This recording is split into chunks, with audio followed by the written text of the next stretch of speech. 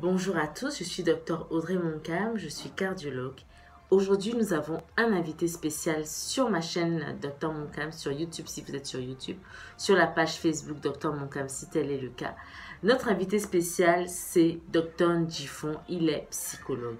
Et aujourd'hui, il va répondre à la question suivante. Est-ce que les enfants sont victimes de souffrances psychiques?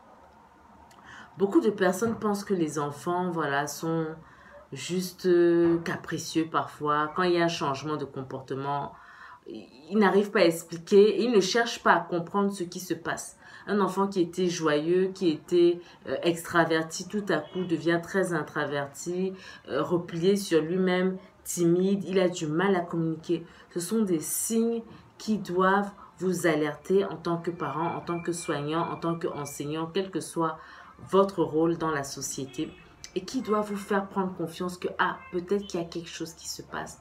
Que faire? L'enfant n'est pas malade, mais quelque chose ne va pas dans son comportement.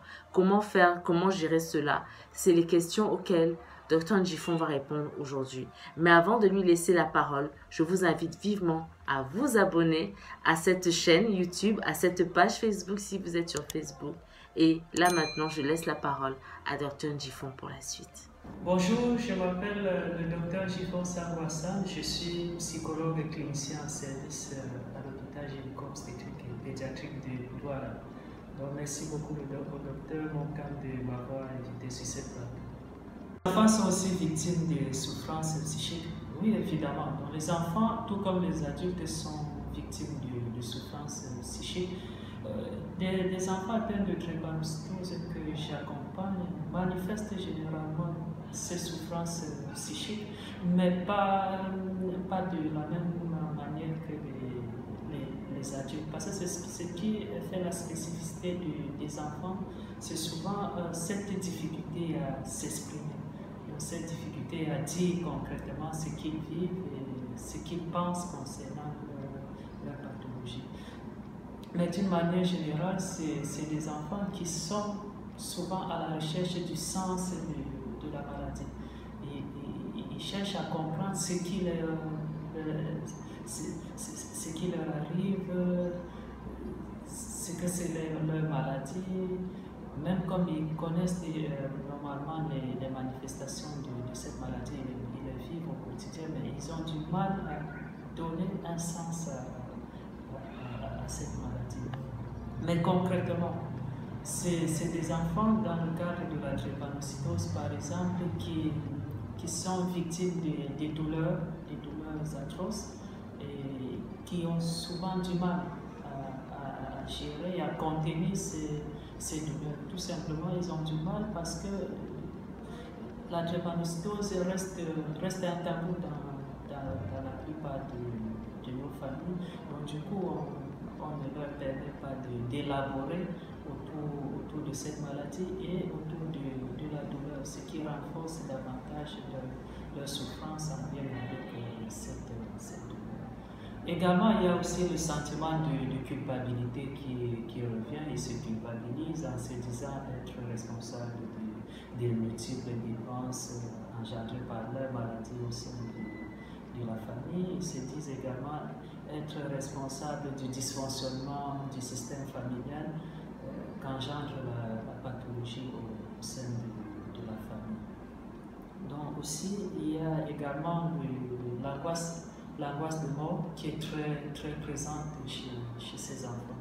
Donc c'est des enfants qui pensent qu'ils vont mourir d'un moment à l'autre. Donc il y a cette angoisse de mort imminente qui est très, très présente chez la quasi-totalité des enfants que j'accompagne.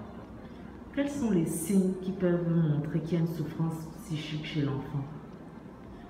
Oui, il y a plusieurs signes qui peuvent montrer qu'il y a une souffrance psychique chez l'enfant. Généralement, il y a une sorte de repli sur soi. Donc, c'est des enfants qui ont parfois du mal à créer des relations, des liens avec les autres, qui ont du mal à s'exprimer. Donc, ça peut renvoyer à une souffrance psychique chez l'enfant. C'est aussi des enfants qui ont par exemple des résultats scolaires qui ne sont pas très bien, même si on peut associer cela à leur pathologie, mais généralement c'est des enfants qui ont du mal à investir les études. C'est aussi des enfants qui vivent, qui manifestent pendant leur sommeil des cauchemars. C'est des enfants qui ont des insomnies dues au cauchemar. Et aussi, c'est des enfants qui ont du mal parfois à poser des mots sur leur maladie. Donc, ce manque de mots peut à la fois être une manifestation de leur souffrance et aussi une conséquence de leur souffrance psychique. Donc, il y a comme ça plusieurs éléments, plusieurs comportements qui peuvent traduire la présence d'une souffrance psychique chez un enfant atteint d'une pathologie chronique. Également, il y a un autre signe qui n'est parfois pas reconnu comme tel, c'est la non-observance thérapeutique.